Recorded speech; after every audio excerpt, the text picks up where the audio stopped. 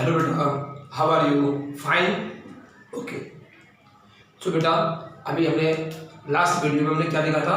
Chapter 2 में हमने electronic configuration जो कुछ रूल्स थे, कौन कौन से रूल्स थे बेटा इलेक्ट्रॉनिक कॉन्फ़िगरेशन निकालने के लिए? तो आपका अबॉव प्रिंसिपल था n+n रूल के हिसाब से, वो आपने देखा था। Poly exclusion principle, okay. इसके बाद आपने hertz rule of maximum multiplicity. तो इन तीनों रूल के साथ आपने देखा था उसका electronic configuration.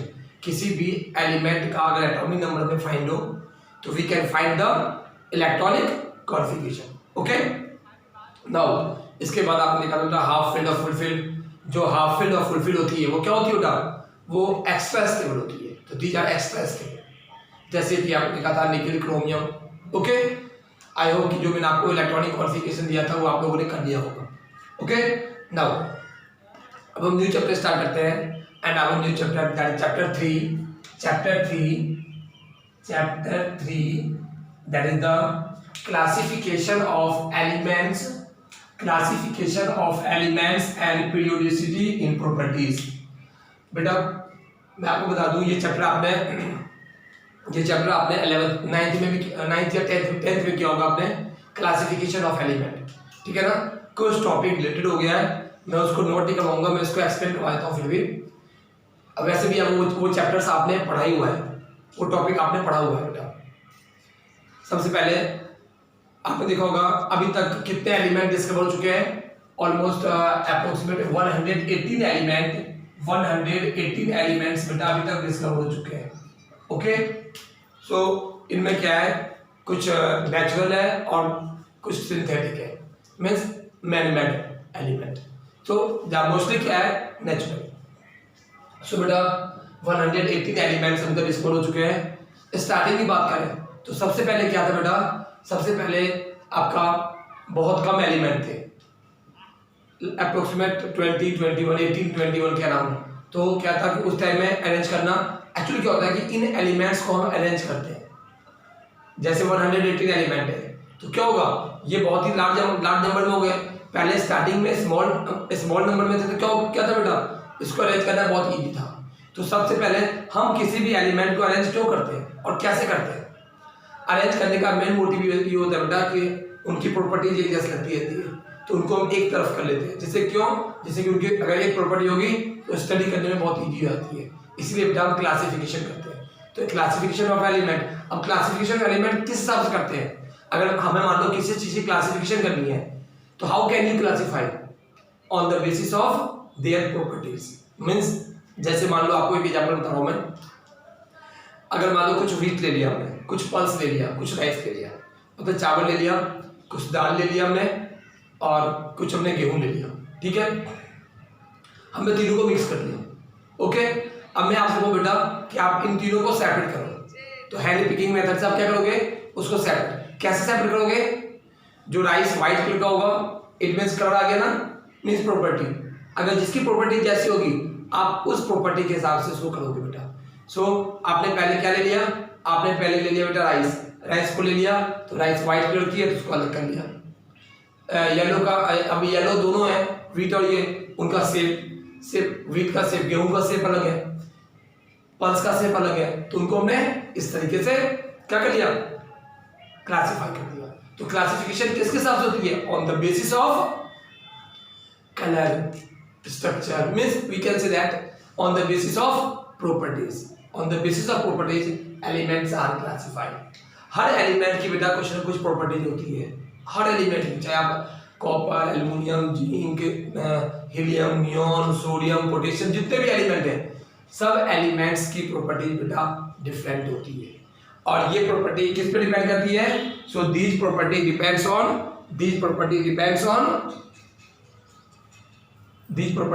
On their characteristic.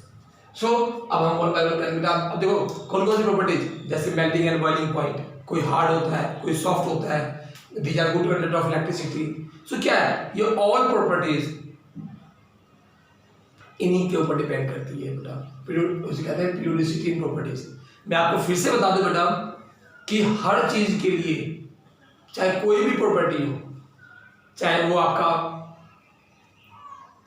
Melting point, boiling point, ionisation enthalpy, hard, soft, sonorous, कोई प्रॉपर्टी हो, मेलेबिलिटी, डक्टिलिटी, फिजिकल प्रॉपर्टी हो, chemical property, loss of electron, gain of electron, सब के लिए कौन रिस्पॉन्सिबल है? The valence electron. Valence electron ही responsible है हर चीज के लिए बेटा। ओके, सो इस चैप्टर में पढ़ते हैं classification of elements and periodicity in properties. Okay, so आपने 10th में पढ़ा होगा बेटा। सबसे पहले क्लासिफिकेशन, फर्स्ट क्लासिफिकेशन किसका था? सबसे पहले क्लासिफिकेशन, फर्स्ट जो क्लासिफिकेशन था वो किसका था बेटा? सबसे पहला क्लासिफिकेशन हम देखें बेटा तो फर्स्ट क्लासिफिकेशन था डोवेन ने दिया था। First classification that is the law of triads. Law of triads के हिसाब से क्या था बेटा? लॉ ऑफ ट्रायड्स के हिसाब से इसको डोवेनियर ने दिया था। आप 10th पढ़ के आ चुके हो। इसको बेटा डोवेनियर ने दिया था। डोवेनियर ने क्या कहा था कि फर्स्ट और थर्ड का, ऐसे तीन एलिमेंट का सेट बनाया। तीन एलिमेंट का सेट बनाया। फर्स्ट और थर्ड का जो एवरेज है वो थर्ड के इक्वल है। तो उसने, क्योंकि उस टाइम में एलिमेंट कम था तो उसने कुछ एलिमेंट डिस्कवर किया जितने थे और तीन एलिमेंट का सेट बनाया। फर्स्ट और थर्ड का एवरेज, फर्स्ट और थर्ड का सेकंड बराबर, तो इन दोनों का एवरेज निकाला। जो एलिमेंट उसके मास के उसके एवरेज इक्वल आया तो क्या हो गया? उसने उसको मान दिया। तो लिथियम, सोडियम, पोटेशियम, लिथियम और पोटेशियम का जो एवरेज निकालोगे तो सोडियम के इक्वल आता है। तो क्या हो गया? इसने लॉ ऑफ ट्राइड्स, ट्राइड मतलब तीन एलिमेंट का सेट बनाया। सॉरी बेटा, तो इसने तीन एलिमेंट का सेट बनाया। ओके, तो इसे कहते हैं लॉ ऑफ ट्राइड्स। डोवेनियर ने दिया था। इसके बाद दूसरा लॉ कौन है बेटा? आपने देखा होगा, आपने पढ़ा भी होगा बेटा, किसमें? 10th क्लास में। सेकंड लॉ था न्यूलैंड लॉ ऑफ ऑक्टेव। तो law of Octave, law of Octave किसने दिया था? न्यूलैंड ने। जानते हो न्यूलैंड ने क्या कहा था? Law of octave was given by Newland. इसने जो म्यूजिकल टोन है, जो सा रे गा मा पा धा नी सा, मींस सा रे गा मा पा धा नी सा, मतलब जो 8th एलिमेंट है, every eighth element has the similar property of the first element.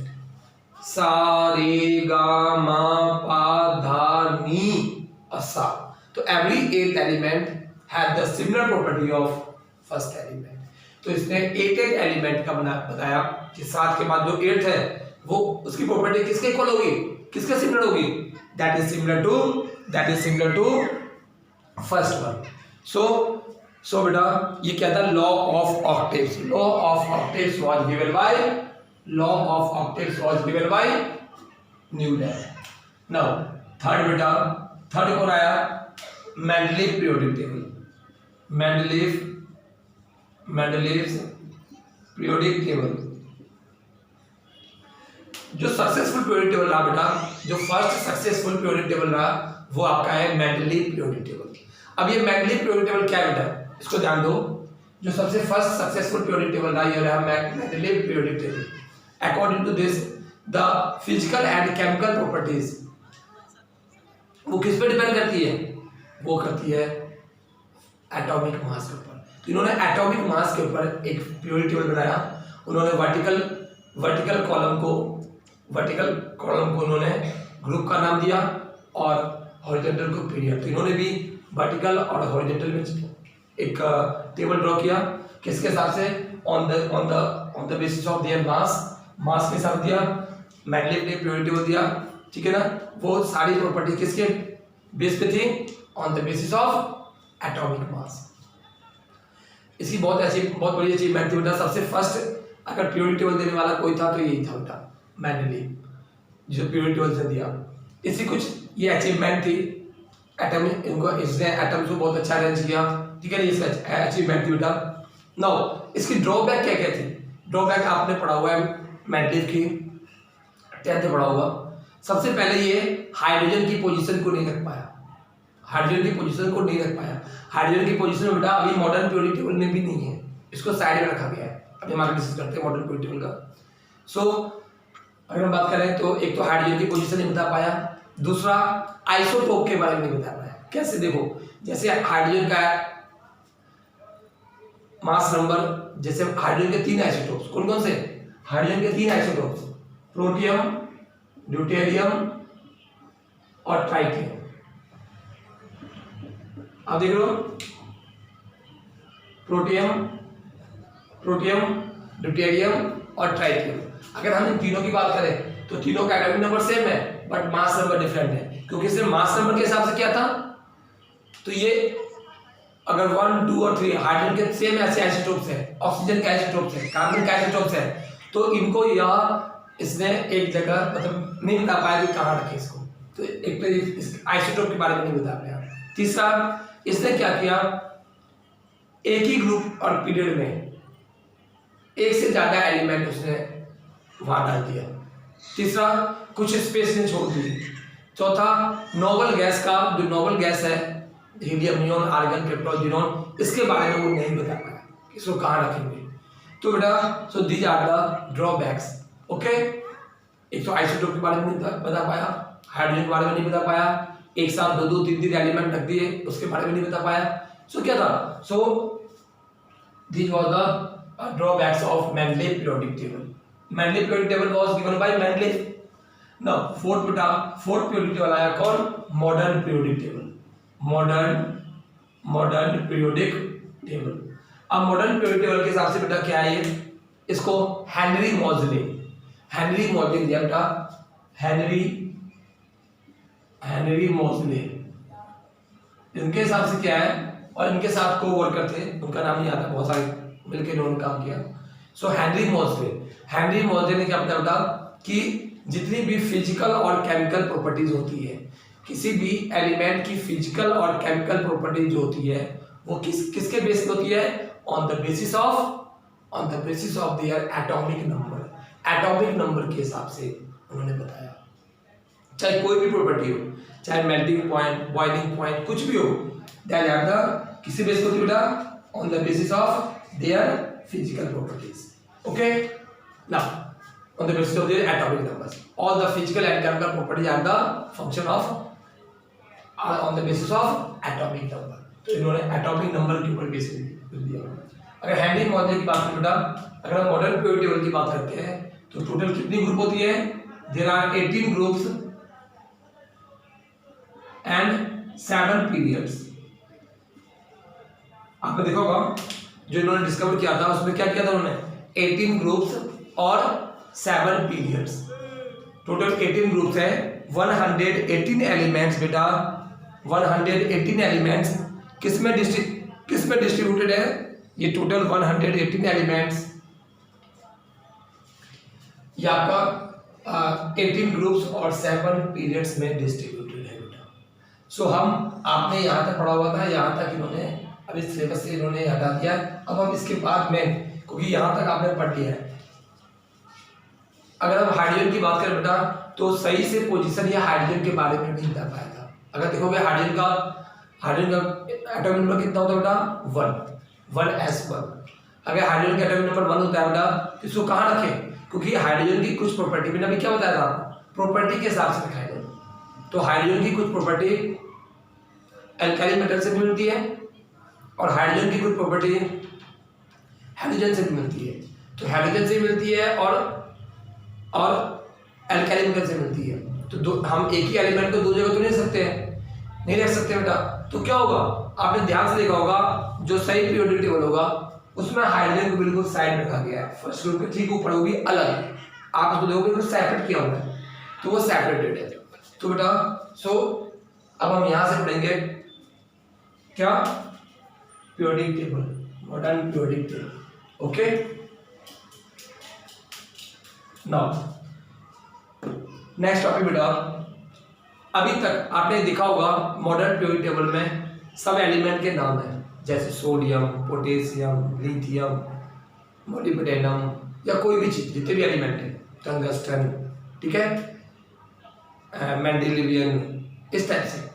तो पहले के जो एलिमेंट डिस्कवर होते थे बेटा वो किसके हिसाब से होते थे, जो पहले के एलिमेंट डिस्कवर होते थे वो देखा जाता था कि वो मिलते कहाँ पे, उनका प्लेस कहाँ है, मतलब किस जगह वो मिल रहे हैं। जो आपका जो ये एलिमेंट्स आपको मिल रहे हैं, जो जैसे सोडियम वगैरह, तो उसका नेट्रियम है, ठीक है ना। तो ये दिखा देता था किस प्लेस पे मिल रहे हैं, जिस जगह मिल रहा है उसी जगह के नाम से उसका नाम रख दिया, उस एलिमेंट का नाम रख दिया।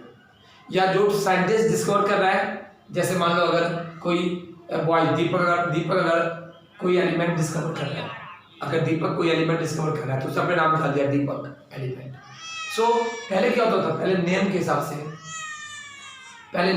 से दिया जाता था, प्लेस के हिसाब से दिया जाता था, क्या उनका नेम, उसका नेम एंड सिंबल। लेकिन अब क्या है बेटा, अब एक रूल हो गया है कि आप कोई भी एलिमेंट का नेम और प्लेस से, नेम ऑफ साइंटिस्ट और प्लेस से आप नहीं दे सकते हो।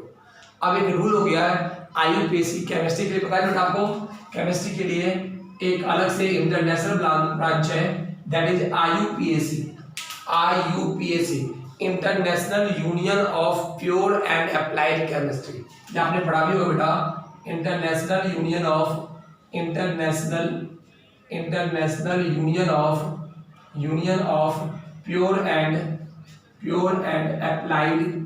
Pure and applied chemistry. Okay, so इसके हिसाब से इन्होंने बताया कि नहीं, अब जितने भी एलिमेंट डिस्कवर होंगे अब साइंटिस्ट के नेम के हिसाब से हम नहीं देंगे, किसके साथ देंगे, इस रूल्स के साथ देंगे। सो बेटा, so next topic is nomenclature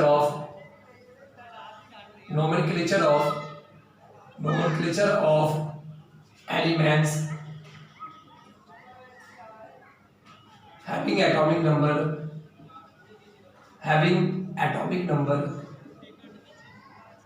किससे रिलेट करते बेटा, Z ग्रेटर देन 100, मीन्स 100 तक का तो चलेगा, जो दे दिया वो दे दिया, लेकिन अब 100 से ऊपर जो जितने भी एलिमेंट्स है बेटा, उन एलिमेंट्स के नाम आप इस रूल के हिसाब से दोगे, ठीक है। IUPAC ने कुछ रूल बताया, बताता हूँ मैं आपको। IUPAC ने कुछ रूल बताया, आप जितने भी नेमिंग करोगे एलिमेंट्स की, नोमेनक्लेचर क्या होता है, नामकरण मीन्स नेमिंग। अब देखते हो ना, कोई भी अगर चाइल्ड बर्थ देता है तो उसका 6 दिन के बाद उसकी नोमेनक्लेचर होती है, जैसे नाम डालते रखते हैं ना, जैसे प्रियंका, दीपक या अनुज, ये नाम नेमिंग दी जाती है, उसकी नोमेनक्लेचर किया जाता है। सेम यहाँ पे भी एलिमेंट का नोमेनक्लेचर करेंगे, किसके हिसाब से, IUPAC रूल के हिसाब से। मैं बता दूंगा कि IUPAC रूल के हिसाब से कुछ रूल्स है, उसको ध्यान दो। IUPAC रूल के हिसाब से कुछ रूल्स है बेटा, उस रूल्स को ध्यान दो। मैं पहले बना रहा हूँ, इसको आप लोग ड्रॉ कर लो बेटा। ये कुछ रूल्स है बेटा, आप जानते होंगे कि इधर डिजिट्स कितनी होती है बेटा, डिजिट अगर बात करें तो डिजिट होती है बेटा 0 1 2 3 4 5 6 7 8 9, ठीक है, 9। इनकी नेमिंग क्या है बेटा, नेमिंग क्या है, 0 के लिए नील, जानते हो 0 के लिए क्या होता बेटा, 0 के लिए नील, 1 के लिए अन, 2 के लिए बाय, ट्राई, 4 के लिए क्वाड, 5 के लिए पेंट, 6 के लिए हैग्स, 7 के लिए, वहां पे क्या होता है बेटा, वहां पे हैप्ट होता है, यहाँ पे सेप्ट, 8 के लिए ऑप्ट, और 9 के लिए N, E double N N देते हैं किसके लिए बेटा, तो 9 के लिए। सो इस हिसाब से इसकी नोमेनक्लेचर होती है बेटा। अब ध्यान दो एक चीज, या इसको नोट कर लो बेटा।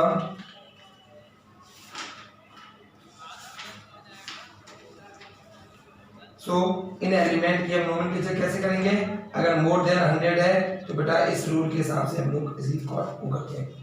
सो nil, un, bi, tri, quad, वहां बोलते थे टेट्रा, यहां बोलेंगे quad, pent, hex, hept, sept, oct, और एनियम। एनियम मीन्स बेटा, एनियम मीन्स 9। सो अब इस एलिमेंट को, इन एलिमेंट को हम इस तरीके से नोमेनक्लेचर करते हैं। सो अगर हम बात करें बेटा, अगर हम बात करें 0 के लिए, तो 0 के लिए नील, 1 के लिए अन, 2 के लिए बाई, 3 के लिए ट्राई, 4 के लिए क्वाड, 5 के लिए पेंट, 6 के लिए हेक्स और 7 के लिए ऑक्ट और उसके लिए 9। सो बेटा these are the atomic numbers greater than, so these are the list of, बेटा these are the list of naming. Now इसका अगर सिंबल की बात करें तो सिंबल की बात करते हैं। सिंबल क्या होता है बेटा?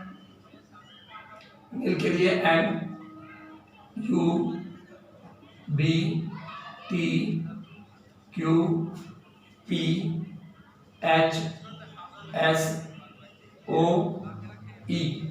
बेटा ये इसका सिंबल है, ये इसका सिंबल है बेटा, किसका? इनके एलिमेंट्स के ये सिंबल्स है। ओके, सो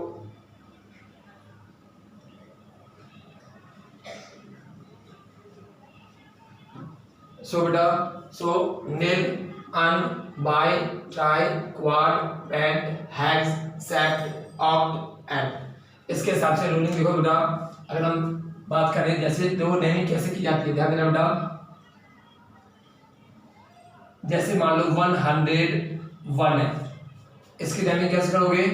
1 के लिए अन, तो फर्स्ट लेटर किस में बेटा? कैपिटल में, तो अन। 0 के लिए नील, 1 के लिए अन। तो पहले देखो इस 1 के लिए अन, 0 के लिए नील, इस 1 के लिए अन और बेटा इयम, लास्ट में लगाते हैं इयम। उसका नाम क्या हो जाएगा? अन, नील, अन, इयम। अन, नील, अन, यम। तो ये क्या हो बेटा? ये इसका नेमिंग हो गया। मीन्स अगर मोर देन 100 हो, अगर मोर देन 100 हो बेटा, तो उसकी हम नेमिंग कैसे करते हैं? इसकी नेमिंग करते हैं हम लोग अन, नील, अन, यम, अन, नील, अन, यम, अन, नील, अन, यम। अगर उसका सिंबल की बात करें बेटा, तो U N U, U N U. आपने देखा था बेटा, आपने देखा था अगर हम सिंबल की बात करते हैं, हम अगर सिंबल की बात करते हैं तो capital U the un, small N is the nil, small U is the un, तो U N U first letter capital लिखेंगे और बाकी सारे स्मॉल में। एक और करते बेटा, जैसे 1 2 1, तो 1 के लिए अन, 2 के लिए बाय, 1 के लिए अन, तो un, bi, unium, un, bi, unium means U B U. ये इसका बेटा नेम, ये इसका नेम और बेटा ये इसका सिंबल। सो अन, बाय, अनियम, तो इसका ये नेम हो गया, ये इसका सिंबल हो गया। ठीक है बेटा, इस टाइप से।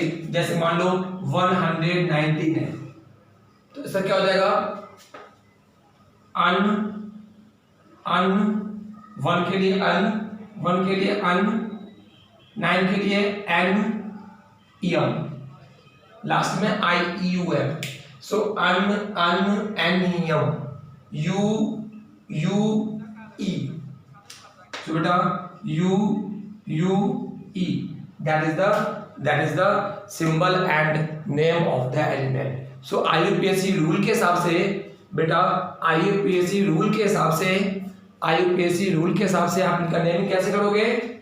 अन, ennium, U E, that is un, ennium, U E. Okay, तो इस तरह से इसकी नोमेनक्लेचर करते हैं बेटा। एक चीज ध्यान रखना, एक नोमेनक्लेचर 101% एग्जाम में आते ही आता है, तो इसका ध्यान से बेटा। मैं कुछ क्वेश्चन दे रहा हूँ आपको, वो कुछ क्वेश्चन आपको करते हैं जो घर के लिए है, जो आप उसके सिंबल्स करोगे। ओके, बहुत सिंपल है बेटा, कुछ नहीं करना है इसमें। हमें पहले 1 का क्या नाम है? अन, 0 के लिए नील, 1 के लिए अन, तो अन नील अनियम, सिंपल, अन नील अनियम। तो यू एंड यू कैपिटल, हमेशा जब भी आप सिंबल लिखोगे बेटा तो सिंबल को हमेशा कैपिटल में करना है आपको। तो जब भी आप सिंबल लिखोगे बेटा तो उसको आप किस में करोगे, कैपिटल में करोगे। तो क्या हो जाएगा ये अन नील अनियम, अन बाय अनियम, अन एनियम। तो इस तरीके से करोगे बेटा। ये कुछ होमवर्क है जो आपको करने हैं। राइट द IUPAC नेम,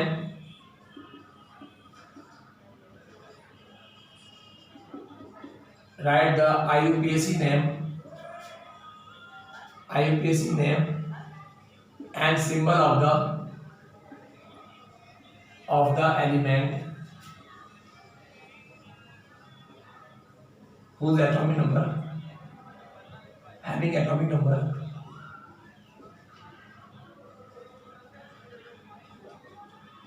बेटा ये केवल किसके लिए है, ये केवल उनके लिए है जिनका एटॉमिक नंबर मोर देन 100 है।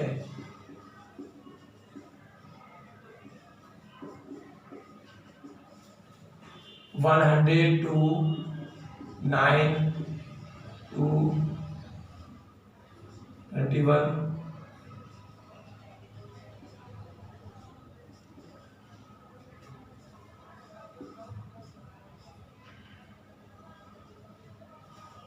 ओके बेटा 107 कर इसको, ये 5 इसको 7 कर दिया आपने, किया था ना